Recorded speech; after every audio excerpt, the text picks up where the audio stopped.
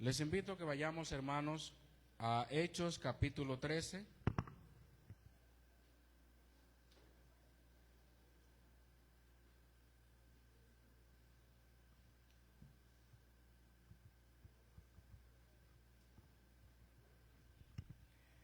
El libro de Hechos que hemos estado considerando durante varios meses y que la semana pasada, pues, hablábamos acerca del capítulo 16, precisamente cómo el apóstol Pablo y Silas, los que andaban con él, pudieron testificar en medio de un momento de apuros, ¿verdad?, de dificultad. Y hoy encontramos en este capítulo 13, para que ustedes vean, mis hermanos, que los miércoles aquí se está estudiando la palabra de Dios. Hay tantas cosas que hemos aprendido del libro de los Hechos. Aquí solamente traemos un destello, ¿verdad, hermano Pablo? Hechos capítulo 13 se leyó al principio desde el versículo 4 al 12. Este pasaje de las Escrituras nos presenta básicamente el comienzo de lo que comúnmente se conoce como el primer viaje misionero de Pablo. Pablo no estaba solo, en esta ocasión estaba con Bernabé, un hombre que al igual que él, lleno del Espíritu Santo, personas que, como vimos en los primeros versículos, habían sido escogidos como misioneros, como apóstoles, en este caso enviados para llevar el mensaje de la palabra a lugares que todavía no había llegado. Y recuerden que la misión del apóstol Pablo era llenar todo el imperio, todos los gentiles, como se le conoce apóstol a los gentiles. Y es interesante ver cómo ellos, según vemos acá en el mapa, hacen todos los preparativos para llegar a un lugar muy importante. Dice la Biblia, ellos entonces, el versículo 4, enviados por el Espíritu Santo, descendieron a Seleucia y de allí navegaron a Chipre, una isla. Mírenlo ahí, están ahí ellos ubicados. Eso es Chipre. Y Bernabé era precisamente de Chipre, ese era su lugar, como la Biblia lo presenta, natal. Por allí había una ciudad en el extremo occidental de esa isla llamada Pafos. Ahí de abajo ustedes van a ver que Pafos era un centro de culto religioso. Allí se entiende que había un templo de la diosa Afrodita. Y por consiguiente, cada vez o en todo lugar donde había un templo, donde había un lugar de adoración, se congregaban personas. Y como Pablo y Bernabé, en este caso, iniciaron su recorrido, Bernabé conocía este lugar y le pareció muy importante, antes de irse y subir e irse lejos, empezar por este lado, porque estas personas de aquel lugar necesitaban escuchar el verdadero evangelio. Allí, como muchos historiadores, se dice que había un templo dedicado a Afrodita, y en los días del apóstol Pablo había una ciudad a unos 11 kilómetros, la que acabo de mencionar, sumamente importante. ¿Qué había allí? El texto nos va a mencionar algo. Miren lo que dice el versículo 5. Y llegados a Salamina, que también pertenecía a la isla, anunciaban la palabra de Dios en las sinagogas de los judíos. Tenían también a Juan de ayudante, a Juan Marcos. Las sinagogas, como bien sabemos, también eran lugares, puntos de encuentros importantes para poder llegarle a muchas personas.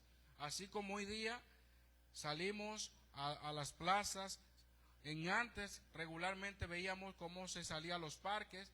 Ya a los parques la gente le tiene miedo, pero en antes los parques también, y decimos antes como que si estamos hablando de 100 años atrás, pero usted y yo sabemos que los parques siempre fueron o han sido lugares de encuentro. Recuerdo yo, y ahora hablando de parque, cuando salíamos los jóvenes de allá de la iglesia central, todavía a las 11 o hasta las 12 de la madrugada estábamos ahí, ¿verdad?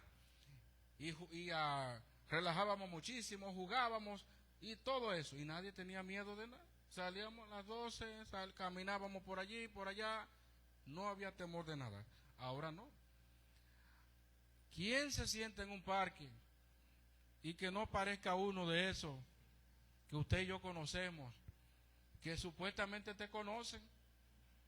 No. Pero en los tiempos bíblicos las sinagogas jugaban un papel muy importante, en este caso un punto estratégico para predicar la palabra. Y miren lo que pasó allí. Versículo 6. Y habiendo atravesado toda la isla, llegaron hasta donde le mencioné, hasta Pafos, según como vimos en el mapa. Hallaron a cierto mago. ¿Qué hacía ese mago allí? Bueno, como es natural, era un lugar, los lugares donde habían santuarios, templos, eran lugares lucrativos también. ¿Recuerdan a un famoso Demetrio que hacía templecillos de la diosa Diana? Y que cuando Pablo y ellos llegaron, que dijeron que no eran templos lo que ellos hacían, que eso no era Dios nada, ahí se armó un revuelo ahí grandísimo. Todo el mundo gritaba: grande es Diana de los Efesios. Y así vemos en el libro de los Hechos diferentes casos donde personas se lucraban. La semana pasada hablábamos de una muchacha esclava que daba gran ganancia a muchas personas porque tenía un espíritu de adivinación. Aquí vemos a un mago que, si bien es cierto, cuando escuchamos magos, inmediatamente nos llega a la mente personas que practican la hechicería. Al principio no era necesariamente para referirse a este tipo de personas, sino personas que desempeñaban funciones sacerdotales en religiones paganas. Posteriormente, y como eran personas dignas y respetables, en ese entonces, pues ya vemos en Mateo 2:1 que a Jesús fueron a visitarle, ¿quiénes? Unos magos, los famosos magos. En lo adelante sí ya vemos a partir del siglo V antes de Cristo que el término se le comienza a aplicar a los magos como hechiceros, pero no siempre fue así al principio, sino a partir del siglo V antes de Cristo ese término mago ya usted lo busca en cualquier diccionario y le aparece como hechicero. Había un mago allí. ¿Qué hacía este hombre allí? Bueno, pues antes de decir lo que él hacía, se describe qué tipo de persona o qué clase de persona era. Dice: cierto mago, falso profeta. Aquí nosotros encontramos cómo la decadencia en la práctica de la verdadera revelación produjo muchos falsos, personas que decían cosas, pero que al fin y al cabo eran personas engañadores, eran personas que estaban buscando algún beneficio con esto. Usted y yo conocemos que aún en el mismo libro de Hechos aparecen otros tipos de personas que practicaban o que se dedicaban a la magia. En Hechos capítulo 8, usted y yo ya hemos leído el famoso Simón el mago. También estaban los 7 hijos de Seba, el capítulo 19, 13 al 15. Y así sucesivamente. Aquí entonces aparece otro mago que era un falso profeta. Y dice que era judío, llamado Bar-Jesús. Bar-Jesús lo que significa es simplemente hijo de Josué. En los manuscritos griegos aparece así mismo como un título judío, pero es interesante porque recuerden, ustedes van a ver siempre los nombres bíblicos con un significado. A veces los nombres se daban con el deseo o el propósito que tenía el padre, la madre, antes de dar ese nombre para ese hijo o esa niña. Pero no siempre todo el que tenía el nombre, un nombre favorable, le hacía, como decimos, honra a su nombre. Ustedes van a ver personas que dicen, o también hoy en nuestros tiempos, personas que puedan llamarse, y una vez recuerdo a unos muchachos que se escandalizaron porque una persona tenía como nombre Vicioso. ¿Y cómo? Vicioso. De hecho, hay apellido Vicioso. Pero eso no tiene que ver nada con que la persona se dedique a vicios. Y ni hablar de tantos nombres de sectores y de barrios. El barrio de La Paz, y ahí lo que es guerra. El barrio de tal cosa. No siempre se le da honor al nombre de un lugar o de una persona. Este hombre, Bar Jesús, hijo de Josué, que es el equivalente a Jesús en griego, lamentablemente, en vez de dedicarse, siendo judío, a lo bueno, se dedicaba a engañar. Era un falso profeta. Todo el tiempo, donde quiera que usted esté, siempre va a encontrar personas falsas. No solamente falsos profetas, es que el pecado del ser humano nos hace encontrarnos con personas de todo tipo en esta tierra. ¿O no habla el apóstol Pablo de personas que se hacen pasar inclusive hasta por cristianas? Falsos hermanos que se infiltran, andan encubiertamente entre nosotros y al final son personas sensuales, son personas que son guiadas por la carne y no por el espíritu. Los falsos van a estar en todas partes. Iniciando entonces el apóstol Pablo su ministerio, su viaje misionero, se encuentra con un falso profeta que automáticamente se convierte en un obstáculo para el evangelio. No es simplemente que era un falso profeta y ya, sino que éste hacía algo que usted y yo vamos a tomarlo en cuenta en el día de hoy. Miren lo que él hacía. Versículo 7. Este hombre que estaba con el procónsul Sergio Pablo, hasta ahí lo dejamos. ¿Qué hacía este hombre haciendo amistad cercano al procónsul? Sabemos que en los tiempos del emperador Augusto, estamos hablando del año 27 antes de Cristo, las provincias romanas se dividieron en dos clases: las que necesitaban control militar, que eran provincias difíciles, pues eran gobernadas por procuradores. Donde quiera que usted veía que había un procurador allí, era porque la ciudad ameritaba presencia o control militar, porque no era tan simple la ciudad. Otras ciudades donde las provincias eran más pacíficas, entonces tenían, como usted acaba de leer, procónsul. Ciudades tranquilas que no representaban ningún tipo de problemas, pues ahí había un procónsul. Esto es lo que encontramos en Chipre.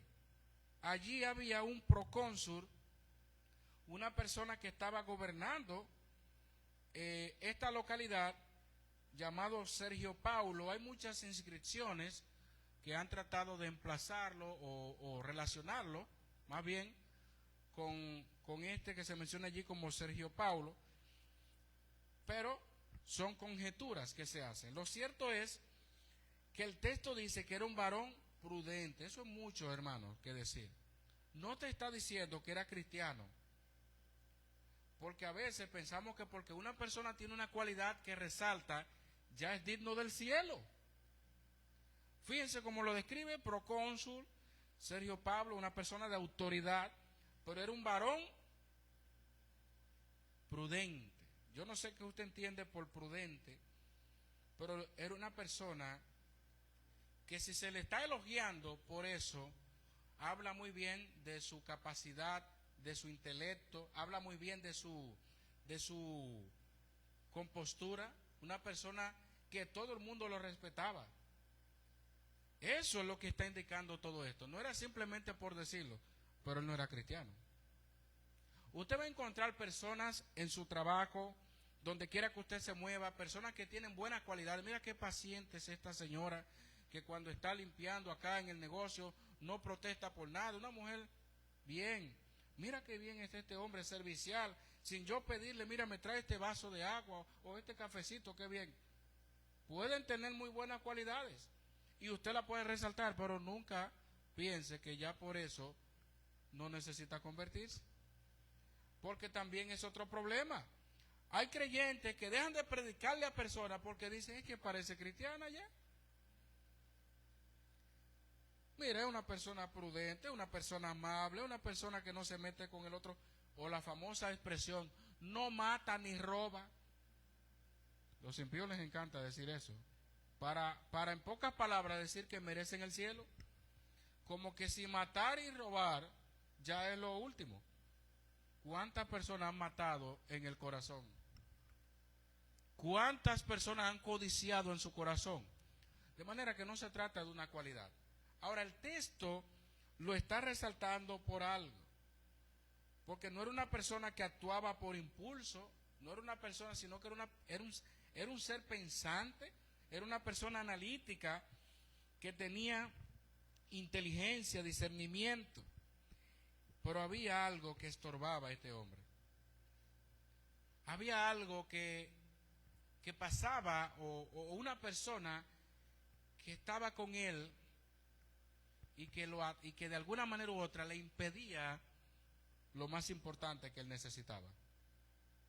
Y es ese hombre que acabo de mencionar, ese hombre llamado Bar Jesús, que era un falso profeta y que era mago.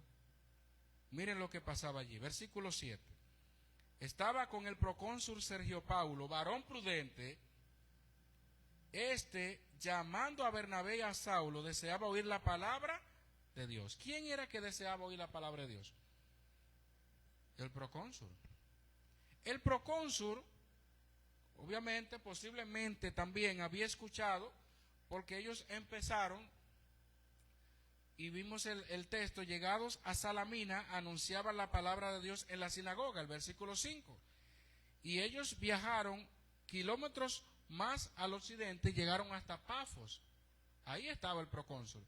Y es muy posible que ya él había sido informado de ellos, de lo que estaban hablando, de lo que estaban enseñando, y por eso ahora escuchamos que él deseaba oír la palabra de Dios. Eso es muy importante, hermanos, porque a diferencia del texto que vimos la semana pasada, ¿qué pasó con Pablo y Silas?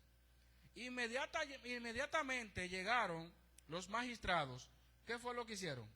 En el capítulo 16, échenle mano a esta gente. Échenle mano, lo prendieron, no lo dejaron hablar, lo azotaron, no lo pellizcaron, yo no sé ni cómo, pero le dieron una pela, lo pusieron en el cepo, que vimos la semana pasada que era el cepo. Por ahí está la prudencia entonces del procónsul Sergio Paulo. Él no emitió un juicio inmediatamente, él no dictó una sentencia o dijo, saquen a esta gente de aquí, no. Él dice la palabra que él deseaba oír la palabra de Dios. Eso es una persona prudente. Porque una persona prudente no saca conclusiones de inmediato. Una persona prudente se informa adecuadamente. Él quería saber realmente qué es lo que enseñan esta gente. Él tenía autoridad para decir, no me traigan gente así, ¿qué es lo que están diciendo por ahí? Pero había un problema. Este mago le resistía. Y esto no era tan simple como parece, porque la fe viene ¿por qué? Por el oír, y el oír por la palabra de Dios.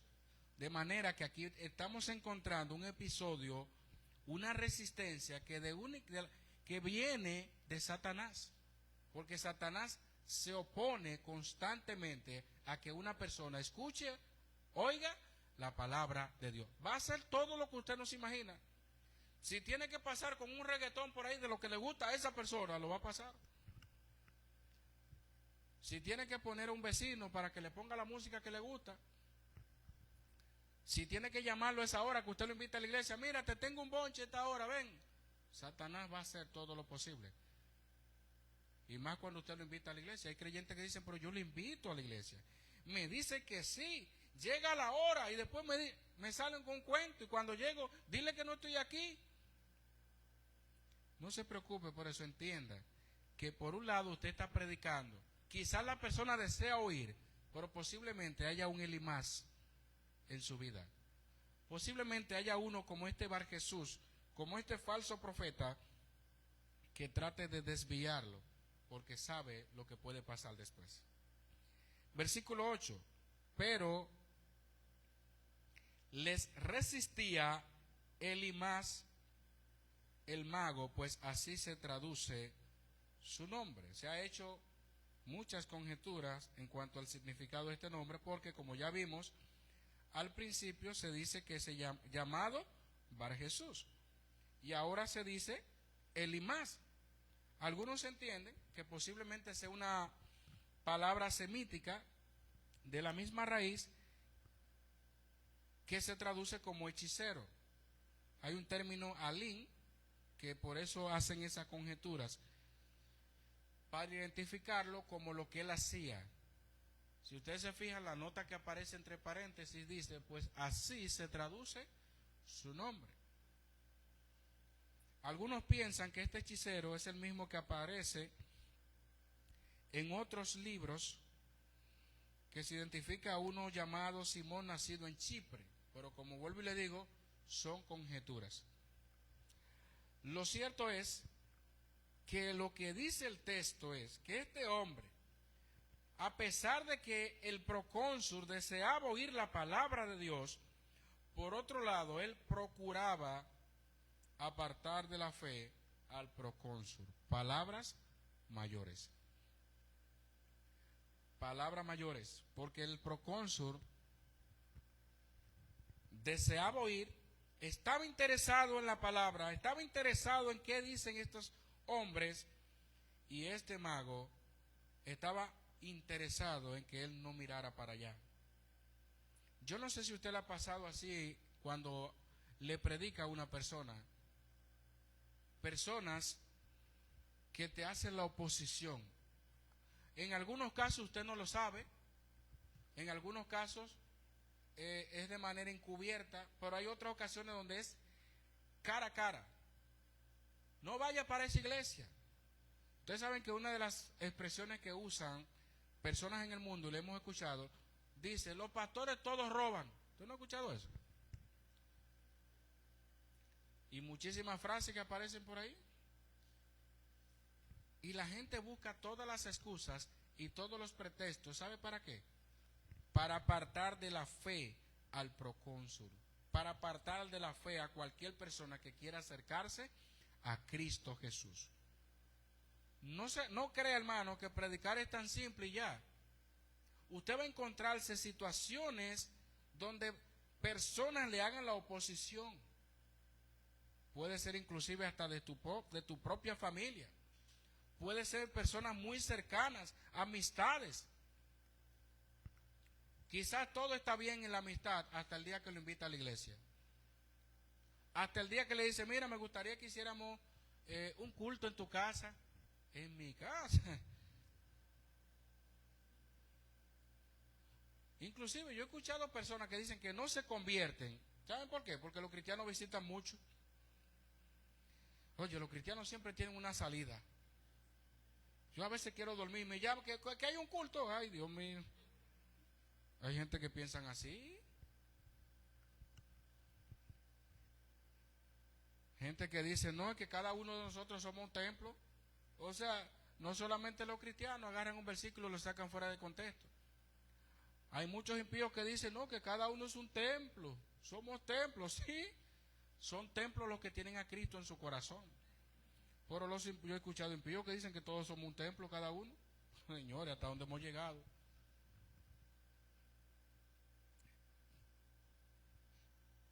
Este mago resistía, se le oponía, se le atravesó en el camino al procónsul para que no escuchara. Él no quería que escuchara esto.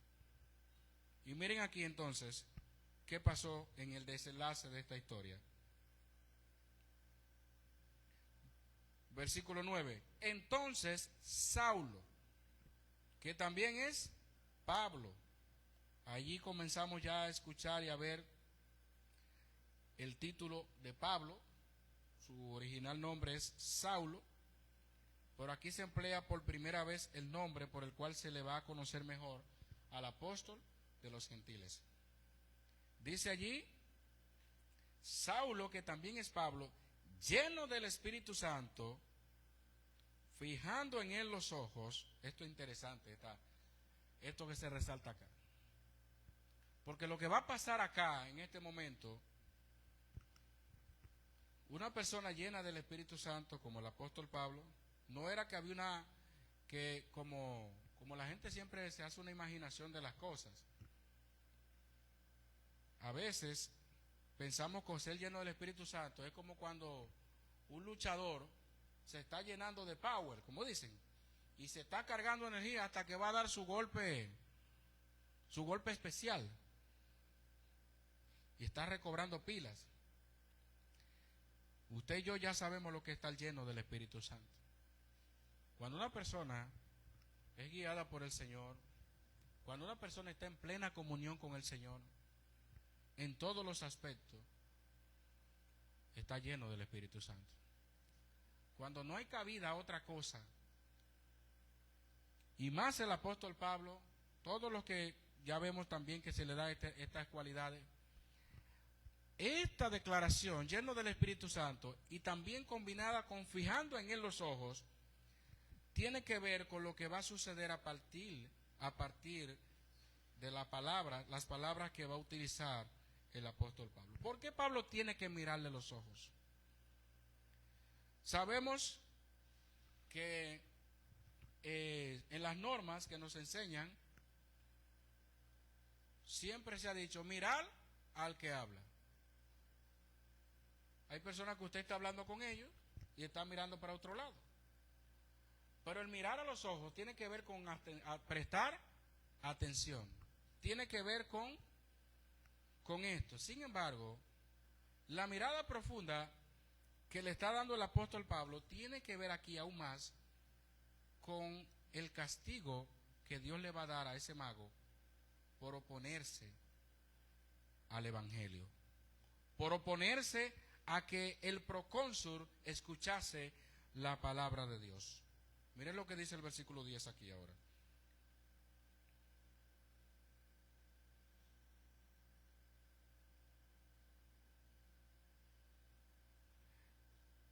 Dijo, oh lleno de todo engaño y de toda maldad, hijo del diablo, enemigo de toda justicia, ¿no cesarás de trastornar los caminos rectos del Señor?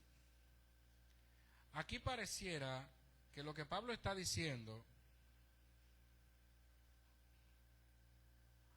como que si él no pensó, humanamente viéndolo, hacía simple lectura, como que si Pablo no pensó en lo que él hacía antes, cuando perseguía a los cristianos. ¿Qué hacía Pablo? ¿Pablo se oponía también a la predicación? ¿Sí o no? Pablo se oponía, ¿y de qué manera? Porque Pablo inclusive consintió, daba su voto en la muerte ¿de quién? De Esteban. Lo menciona las Escrituras. Buscaba ampararse bajo cartas para hacerle daño a los apóstoles. Pablo sí sabía lo que era hacerle resistencia al evangelio. Y Pablo sí supo lo que le pasó a él por resistirse y por oponerse al evangelio. Que tuvo que encontrarse ¿con quién? Con Jesucristo. Dura cosa te es dar cosas con el aguijón.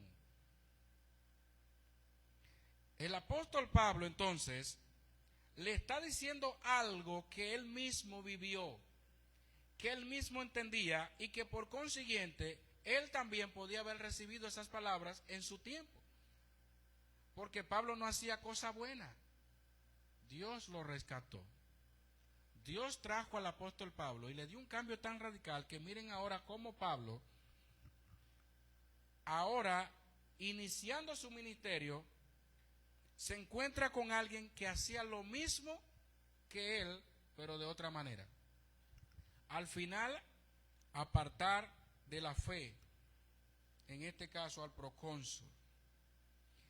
Fíjense la declaración, lleno de todo engaño y de toda maldad. Hijo del diablo. Sencillamente, hermano, una persona que esté llena de todo engaño y de toda maldad no puede ser hijo de Dios. Por lógica natural. Y claro, esa expresión hijo del diablo es la favorita de algunos. Porque hay personas que les encanta decirle hijo del diablo a todo el mundo. ¿A cuántos hijos del diablo le han dicho personas que hoy en día son hermanos en la fe? Cuidado, hermano, con esto. Por eso dice un famoso dicho por ahí, no odies a nadie, porque el enemigo de hoy puede ser el hermano de mañana, tenerlo sentado al lado tuyo. ¿Y cuántas veces tú le dices hijo del diablo? Cuidado con las expresiones que nosotros usamos como patrón. Jesús le dijo a unos judíos terribles, vosotros sois hijos de vuestro padre, el diablo. Y ahora vemos a Pablo llamarle a este opositor del evangelio hijo del diablo. Quizá por eso muchos por ahí le viven llamando hijo del diablo a todo el mundo. Pero eso no es un patrón, una norma para que usted y yo, a toda persona que se opone, comenzarle a... Míralo ahí, esta es la fórmula mágica. Te llamo hijo del demonio, hijo. Cuidado con esto, hermano. Porque el pasaje no nos está enseñando ahora en este momento a que cada vez que nos encontremos con una persona le digamos hijo del diablo. Como apóstol, como autoridad de Dios, esas palabras no quedaron en el vacío. Esas palabras no fueron simplemente una condenación o una palabra ya de sentencia, sino que esto iba acompañado de un castigo. Y aquí quiero ser claro, hermano. Miren lo que dice el versículo 11. Le dijo todo lo que él hacía, trastornar los caminos rectos del Señor, enemigo de toda justicia, porque le impedía a este hombre conocer la verdad, conocer el evangelio. Ahora pues, he aquí la mano del Señor está contra ti. Y como Pablo lo estaba mirando fijamente a los ojos, ¿sabe qué le dijo?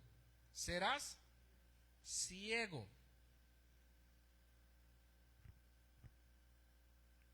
Lo dejo aquí otra vez. Y no verás el sol por algún tiempo. Pareciera que la historia se repite. Y por ahí dijeron, pero qué tanta coincidencia aquí en este pasaje.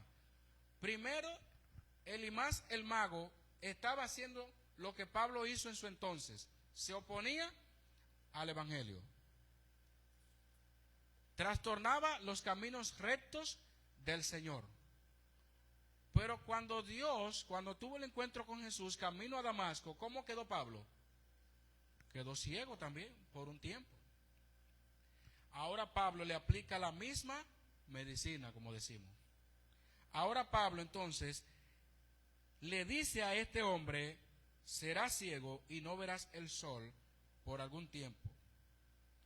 Eso pasó dentro de un mes, varios días, dice el texto, inmediatamente cayeron sobre él oscuridad y tinieblas, y andando alrededor buscaba quien le condujese de la mano. Es interesante esto, hermano, lo que acaba de pasar. Aquí hay una nota muy importante que quiero destacar, porque usted y yo conocemos los famosos milagreros, ¿verdad? Personas que hacen milagros. La autoridad de los apóstoles, para que también lo veamos como un argumento importantísimo con respecto al don de hacer milagros. Los apóstoles no solamente tenían la autoridad y el poder de Dios para sanar, para resucitar personas, como lo hizo Pablo, como lo hizo Pedro, y para otras cosas relacionadas a milagros, sino también, como lo vemos aquí en el texto, también tenían el poder y la autoridad de Dios para aplicar el castigo del Señor. Aquí vemos lo contrario a sanar. ¿Qué es lo que estamos viendo? Enfermar. Yo no me imagino a un predicador de estos modernos que hacen esas famosas noches de milagros y le diga a la gente, pasen todo al frente, vengan, En el nombre de Jesús quedan tullidos toditos. Se acabó la campaña. Se armó el tiradero de piedra, los botellazos. ¿Quién va a una campaña para que lo dejen cojo? Piensen por un momento. ¿Quién va a una campaña de esa para que lo dejen ciego? Todo el mundo va, como dice el dicho, en busca de su milagro. Pero los apóstoles tenían la autoridad del Señor para aplicar el castigo de Él. No solamente sanar. Si había que enfermar, enfermaban. Y miren cómo dejó a este hombre ciego, que no podía ni moverse ni para acá, ni para allá, andando. Porque eso era lo que debía de pasarle a una persona, que alguien que quería ser iluminado, conocer la verdad, abrírsele los ojos, la mente, y usted querer cerrársela. Déjeme decirle algo, cuando una persona va a venir a Cristo, no importa la oposición que haga el enemigo, a Dios va a venir. A Dios se va a acercar. Aunque ese día llueva mucho, aunque ese día haya una gran inundación, aunque ese día haya mucha violencia en una ciudad, aunque haya lo que pase, cuando una persona viene a Dios, por más obstáculos que ponga el enemigo, Dios se encarga de traerlo a sí mismo. Entonces el procónsul, dice el texto allí, viendo lo que había sucedido, creyó maravillado de la doctrina del Señor. El procónsul vio lo que había sucedido.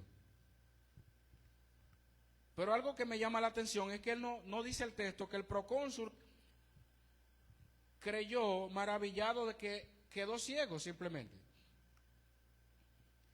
El procónsul, dice el texto, creyó maravillado de qué? De la doctrina del Señor. El propósito de un milagro en los tiempos bíblicos, los milagros, como pasaron y como el Señor Jesucristo hizo muchos milagros, los apóstoles, y Dios sigue obrando misericordiosamente, no son un fin en sí mismo, son un medio. Al final todos vamos a morir. Está establecido que el hombre muera, de una manera o de otra, como siempre hemos dicho desde acá. Imagínense que fuera la voluntad de Dios que cada vez que muriera un cristiano, lo resucitáramos, como Pablo resucitó, como Pedro resucitó. No habría que llorar. Solamente usted se convierte y ya. Se murió fulano. Bueno, pues vamos ya, en el nombre de Jesús lo levantamos. Es que no es la voluntad de Dios. No es posible que siempre va a haber milagros. Dios, todo lo que ha hecho, lo que ha creado, lo que ha permitido en su providencia, en su soberanía, es con el propósito de acercarnos a Él. Y usted y yo no podemos seguir al Señor por milagros. Si Dios le dio la fuerza, si Dios le dio la facultad, déle gloria al Señor. Van a haber cosas con las que usted va a lidiar por toda su vida, pero usted debe de maravillarse de la palabra del Señor en su vida. Usted debe de quedar impactado con lo que enseña el Evangelio.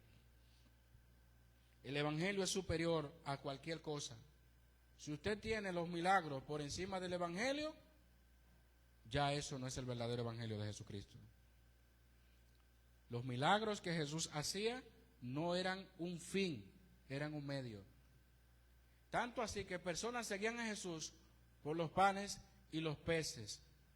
Y los mismos que estaban dispuestos a aclamarle en una semana, la otra semana, decían, crucifíquele. Podemos tener compasión de la multitud, podemos ayudar al necesitado, podemos hacer todo lo que Dios nos dé y esté a nuestro alcance.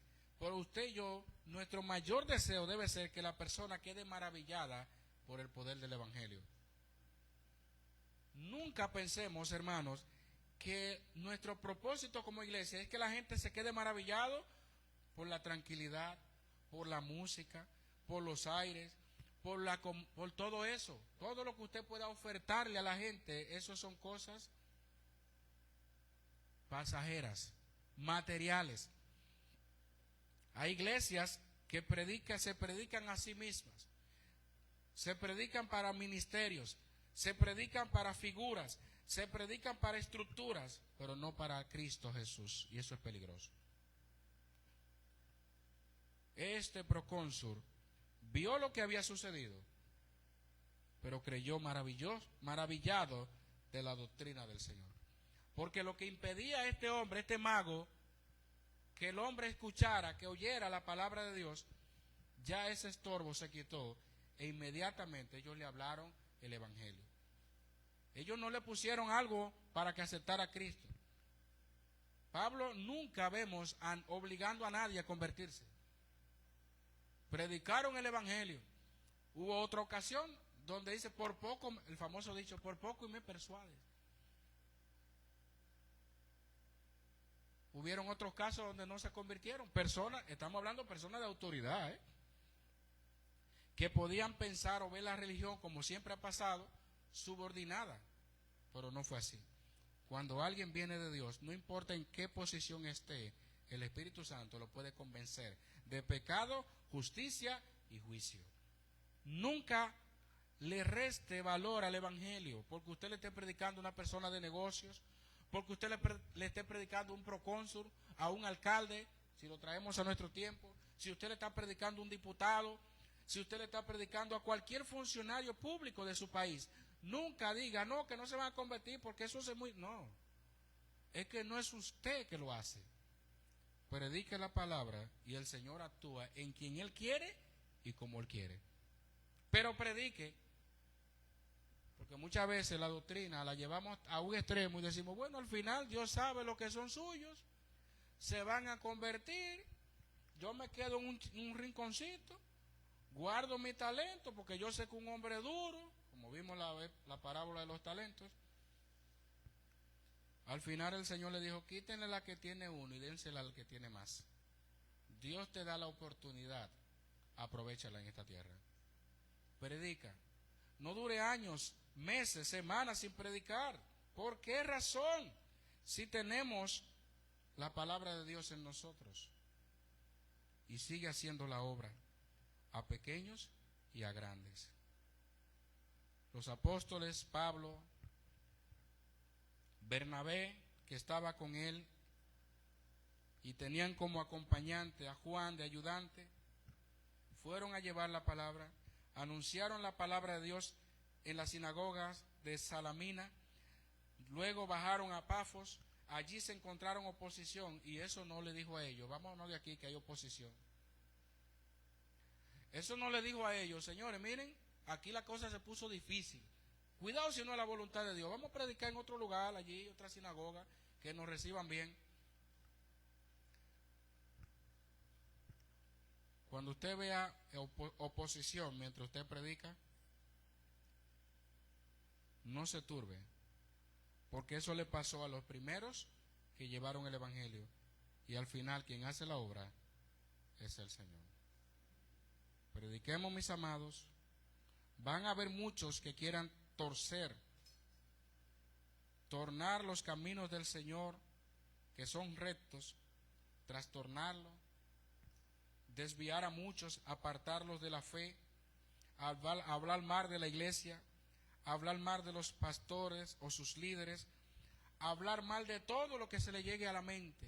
Van a haber muchas oposiciones, pero predique la palabra. Porque todos los que estamos acá nos convertimos a Cristo Jesús. Nunca venga a la iglesia por un pastor o por un líder o por nadie. Venga, congréguese, porque usted quiere servir al Señor de corazón. Porque usted está cumpliendo el mandato del Señor. Nunca lleve a nadie a maravillarse de lo que usted hace. Pablo nunca se jactaba de los milagros que hacía tú. Viste, yo sano y resucito. Tú me dices, te convierto y te doy tu milagro. Porque hay muchos que negocian con esto. Pablo no comenzó a decirle, mira, ¿tú viste que lo dejé ciego? No es ningún mago nada, no es ningún hechicero nada. Aquí lo que somos nosotros somos los que estamos adelante. Pablo no le dijo eso. Pablo le predicó el evangelio. Pablo no se detenía a hacer alarde de lo que él hacía. Pablo le daba siempre la gloria al Señor y seguía predicando el Evangelio. Cuidado, mis amados, si las cosas buenas o las habilidades, capacidades que tenemos, que Dios nos ha dado, la usamos para enfocarnos en nosotros. Que Dios nos ayude y que llevemos a las personas a la cruz. Que si hay algo de lo cual ellos se puedan maravillar, sea de Cristo, sea de su palabra, y que sea Cristo que lo traiga al conocimiento de la verdad. Vamos a orar.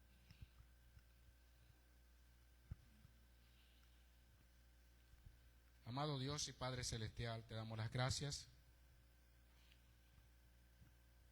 porque una vez más podemos comprobar en tu palabra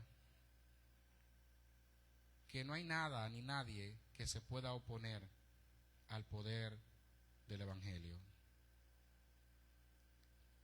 Al ver este pasaje, como Pablo, Bernabé y los que con él andaban pudieron llevar tu palabra en las buenas y en las malas, confiando siempre que los resultados son del Señor. Pero Señor, una vez más, ayúdanos, así como hablábamos la otra vez, que nos dé ese mismo sentir que hubo en Pablo, en Silas, en la cárcel, cantando, orando, en medio de gran aflicción, heridos, y ahora aquí ver una vez más a Pablo y Bernabé predicando tu palabra con una oposición tan fuerte. Definitivamente el cambio que hiciste en la vida de Pablo fue